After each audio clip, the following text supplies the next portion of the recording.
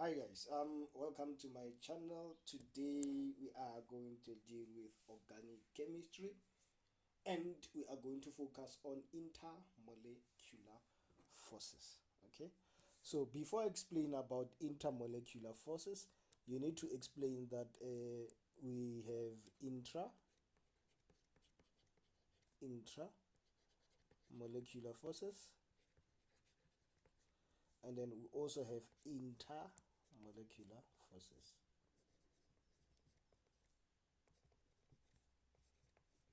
Okay, now what is the difference?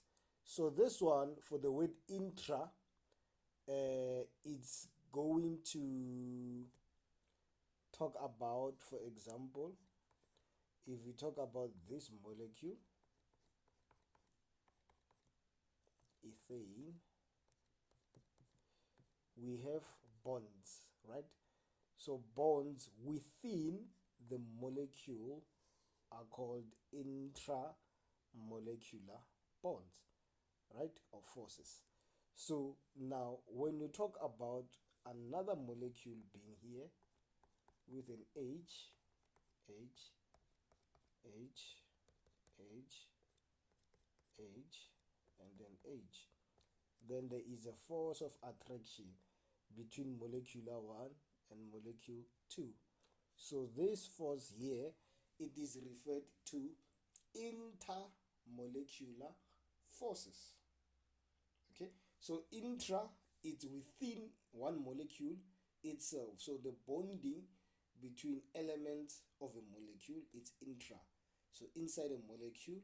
So inter, in between.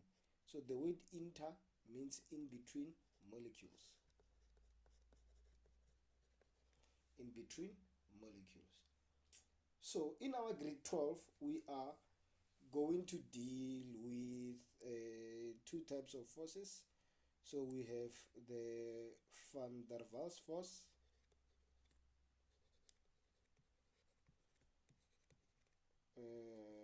forces and the strong hydrogen bonds.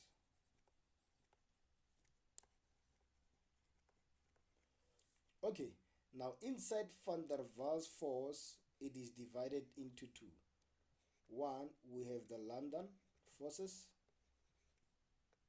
which are the weakest. Then we have the dipole.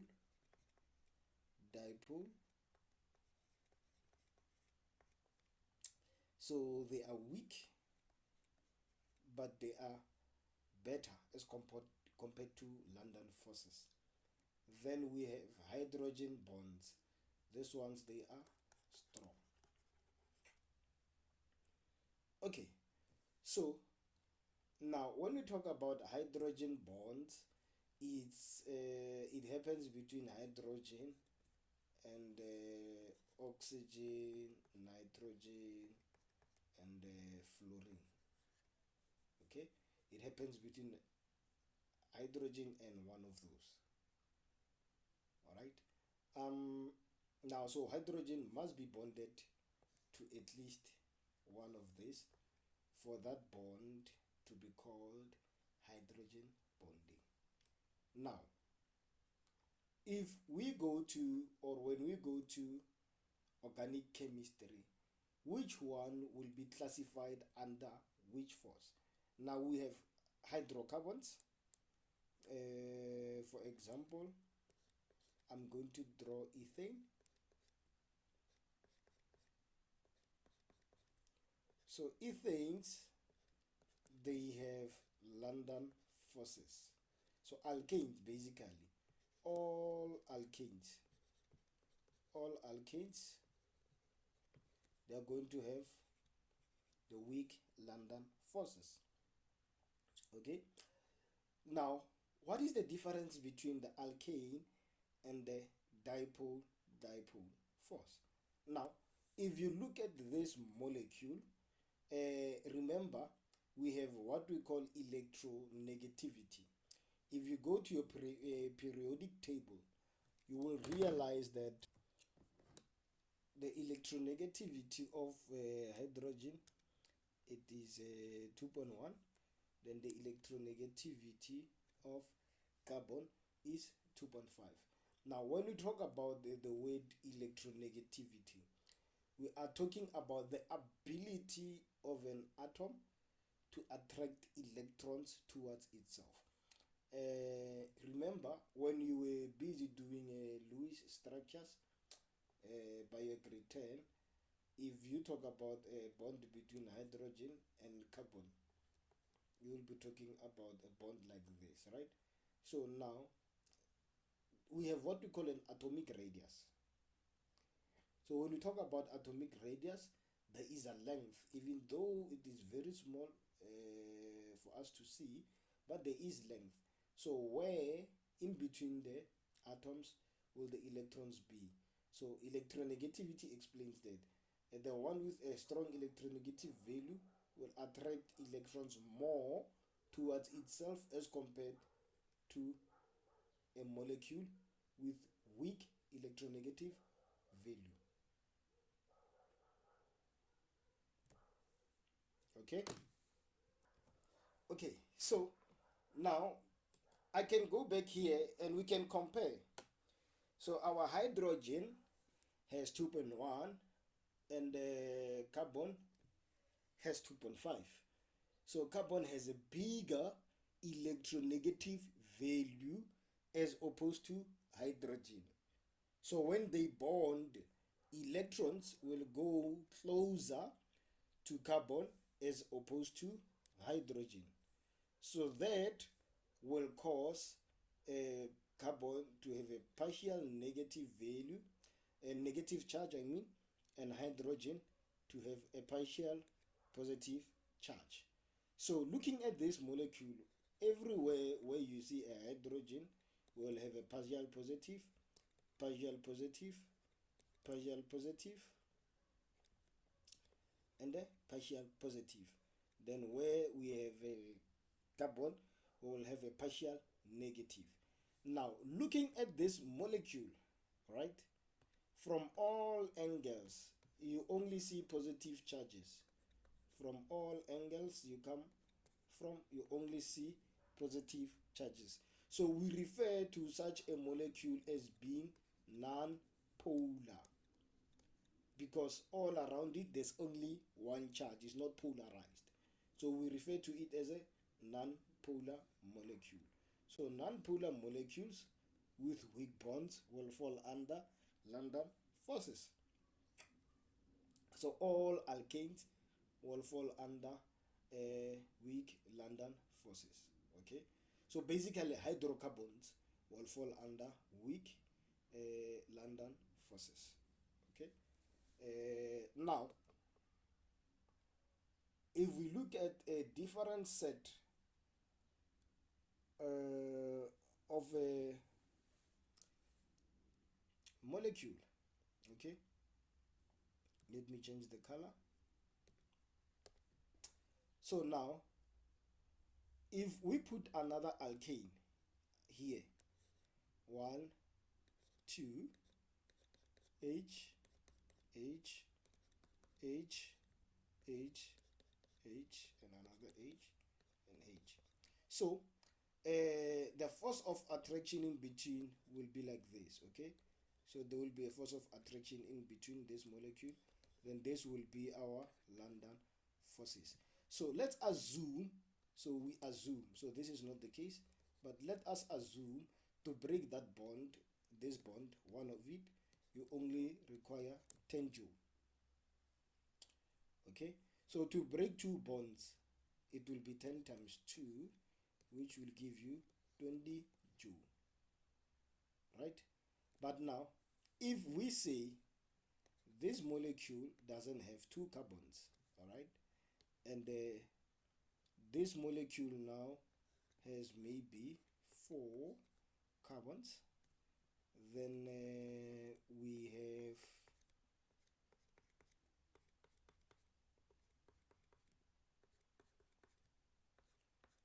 hydrogens. Okay, so as we have hydrogens, and then we will also increase the other molecule, because remember, in a reaction mixture, you don't have one molecule, you have a number of molecules bouncing against each other there. Okay, so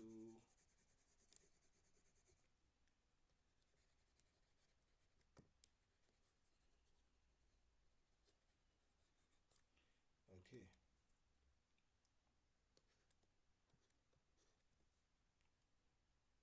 all right.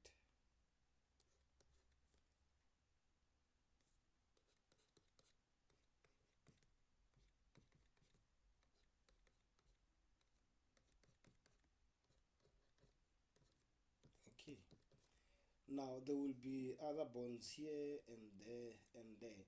So now we have 5 bonds, right? So to break all the bonds in that molecule, you will need that 10 joule multiplied by 5, which will give you 50 joules. So therefore, as a conclusion, the longer the molecule, the more energy you'll need. You'll need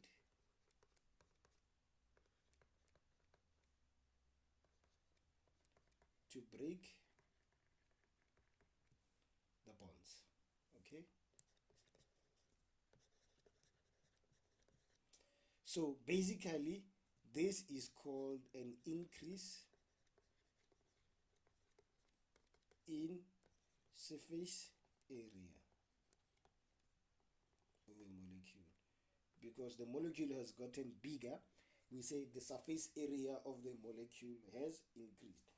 So the more you increase the surface area, the longer it becomes, and the more bonds you are going to have, right?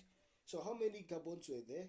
1, 2, 3, 4, 5. Okay, now we are going to draw the molecule with the same number of carbons, but a different structure. Okay, so I'm going to draw what we call a structural isomer of that molecule. 1, 2, 3, 4. Then here it has a branch. Okay, so that you need to know how to deal with branched alkanes.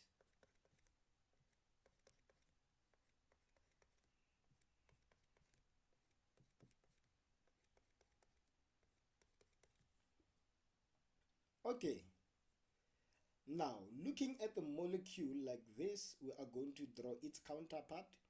1, 2, 3, 4.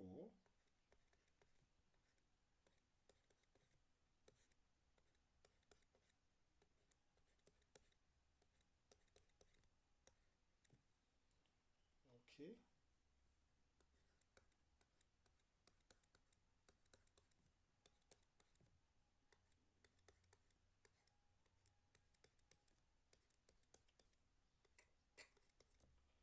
now if you look at this molecule, it also has 5 carbons. 1, 2, 3, 4, and the 5th one is that one here. Okay, then there will be an attraction there, attraction there, attraction there, attraction there. Right, so now we have 10 joules multiplied by how many bonds? 1, 2, 3, 4 multiplied by 4. So in total we have 40 joules. Now as compared to this molecule of the same number of carbons in a straight chain, we need 50 joules here. 10 times 5, which is 50. Okay, so therefore when the molecule has branches, it has a less surface area compared to straight chain molecule. Straight chain molecule. Okay,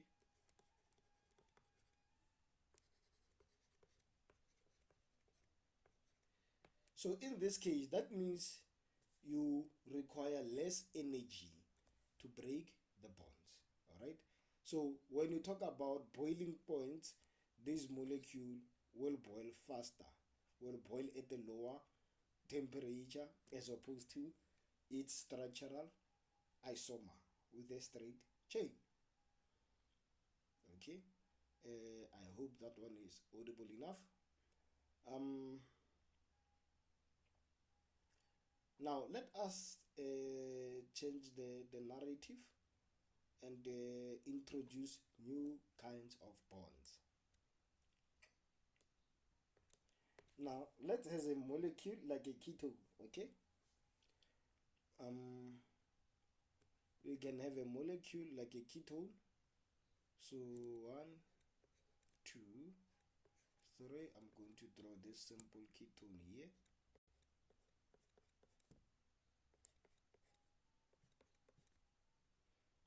Okay, and there, and there. Okay, now looking at this molecule over here, then we can go back there and compare the electronegativity of oxygen and the carbon. Can you see that oxygen has more electronegative value than carbon? So meaning that oxygen will attract the electrons closer to itself as compared to carbon. So where we have oxygen, we are going to have a partial negative value as opposed to the carbon. But where we have hydrogens, we still have the partial positive, partial positive, partial positive, partial positive, partial positive. Okay, so all the molecules that we have done before, they only had London forces. All right, but now this one is different. As you approach from a different side, you can see a lot of positives, so which will give us the weak London forces. But here we have something different. So here it is negative instead of the positive, forming an opposite charge, and it makes different poles as opposed to other charges which are positive. So this is negative, other charges are positive. So this molecule, the types of intermolecular forces it has, it will have a dipole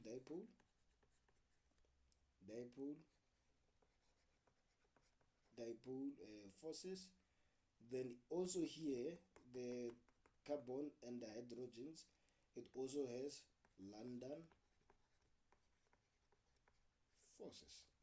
So it only has one side of a dipole force, then the rest are London forces. Why is it a dipole force?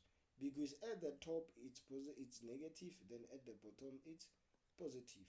So it's positive and negative, forming a polar molecule here. So right in the middle, it is polar. It has both a positive and negative. Whereas other sides, it is non-polar, and hence London forces. Okay, so bear that in mind. Now we can go to a different part. By the way, we are going to a functional isomer of this one. Let us go to an aldehyde. Okay, now we have a molecule of the similar size. It's the double bond O and then H. Okay, remember when it comes to aldehydes, there's no need for you to number because the functional group is always at the terminal at position number 1. Okay, now looking at this aldehyde, now this as usual will be partially, forgive me. Okay, yes, this will be partially negative. This will be positive, positive, positive, positive, positive, positive. Now, if you look at closer, if you look at the one of ketone, right? This dipole-dipole, it's a little bit hidden. It's in the middle of a molecule. So this one, we say it is a symmetric molecule. Okay? We say it's symmetric. And then when we go to aldehydes, we say it is asymmetric. Okay? Asymmetric. Meaning it doesn't have a shape that if you put a mirror in between, it will look like the other side. Alright? Okay. How does that influence our intermolecular force? Alright. Now, both of them will have a dipole force, and both of them will have London force, right? But due to the asymmetric nature of the aldehyde will have a higher boiling point,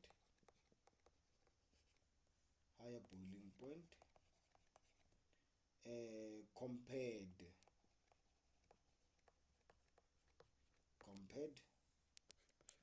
to ketones. Okay, so both of them, they have similar type of intermolecular forces. Aldehyde and an aldehyde, they cannot form hydrogen bonding, but aldehyde with alcohol, they can form a hydrogen bond. So here between themselves, it doesn't have a hydrogen bond. That's why it is only dipole and London forces. But if it is in the same container with an alcohol, it has a capability of forming a hydrogen bond. Or the same thing applies to a ketone. Okay. Now, but if you compare strictly an aldehyde and a ketone, the aldehyde has a higher boiling point as compared to a ketone. Okay, so the fact that the dipole is at the end, it gives it too much exposure as compared is when it was in the middle of the long chain. Okay, now we can talk about an ester. Remember, ester, it is formed from a process of esterification, where you take the alcohol, you add it with a carboxylic acid,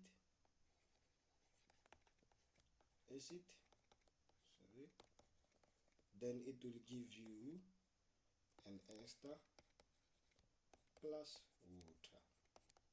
So it happens in the presence of a H2SO4 as a catalyst, sulfuric acid. So it must be a concentrated sulfuric acid. Now, what is a structure of an ester? So a structure of an ester, you have a C, O, C, double bond O, then C with H, okay, like this. So this part here is from the alcohol, then this part over here, the remaining part, is from the carboxylic acid.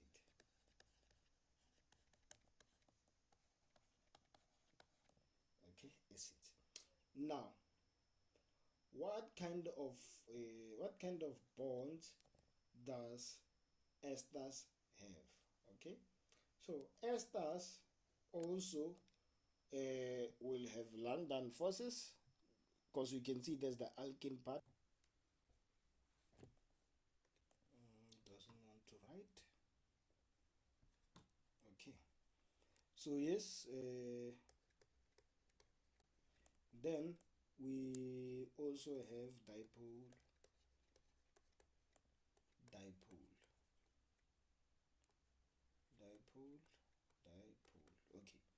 Yes. Now, if you look at esters, the polarity of esters is also in the middle, right? It's also in the middle, where this will be negative, that negative here slightly positive. All right. Now, as compared to ketones and aldehydes, so if I were to write the strength levels, right, from weak to strong,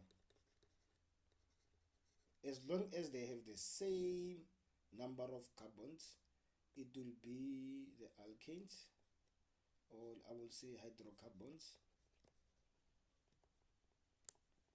With everything we have done so far, it will be hydrocarbons.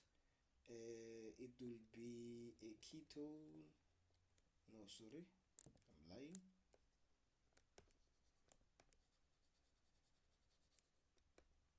I forgot that we are just doing an ester. Okay, so it will be an ester, then followed by a ketone, followed by an aldehyde. So these ones here, these three, they all have the a dipole-dipole, and they have a dipole-dipole as a main force, right? So the ones with the dipole-dipole, ester is the weakest, ketone is the middle power, then aldehyde is strong when it comes to dipole-dipole forces. Okay, now we are about to talk about the strong ones. Okay, so when we talk about the strong ones, we have alcohol. We have alcohol. Alcohol, they have hydrogen bonding. Okay, alcohol, they have hydrogen bonding. Then we are also going to have the carboxylic acids. Oh, sorry, this is an O, this is an H.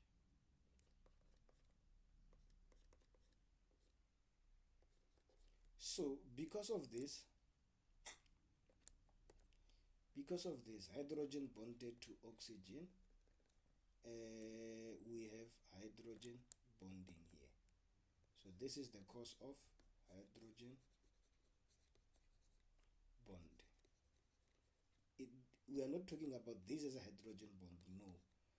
This molecule here using OH will bond with a molecule of the same size with another OH. So they will attract each other through hydrogen bonding. Okay, so even here we will form hydrogen bonding with another OH in another molecule, right? So alcohol only has London and hydrogen bonding.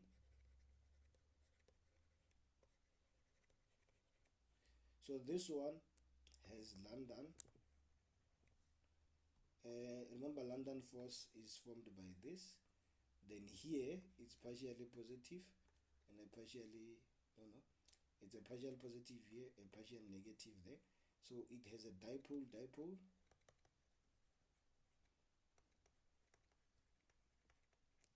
And it also has what? Hydrogen bonding.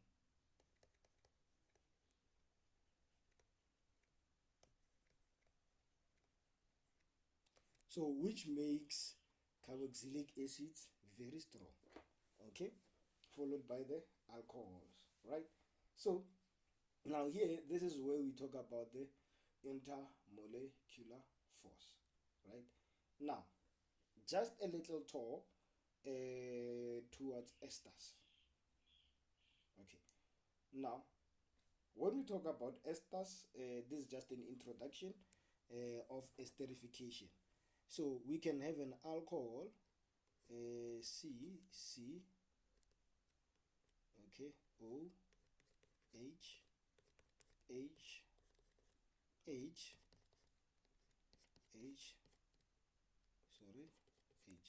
So this is ethanol plus a carboxylic acid. Let me not put it this side so that you can easily understand.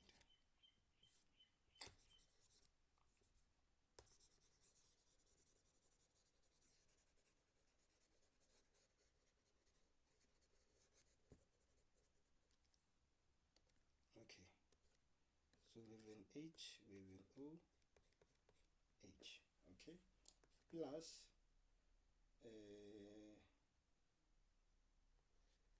sorry, another mistake, plus an H here,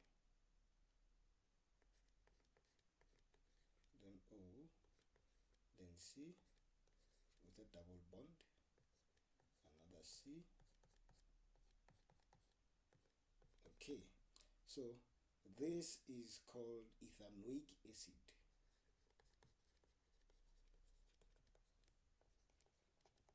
Which is a carboxylic acid.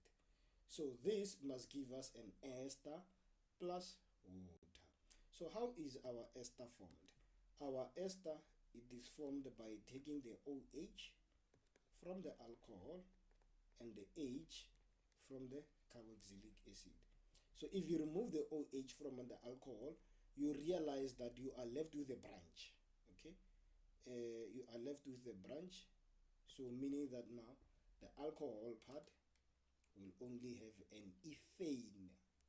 So you are left with C, C, H, H, H, H, and H.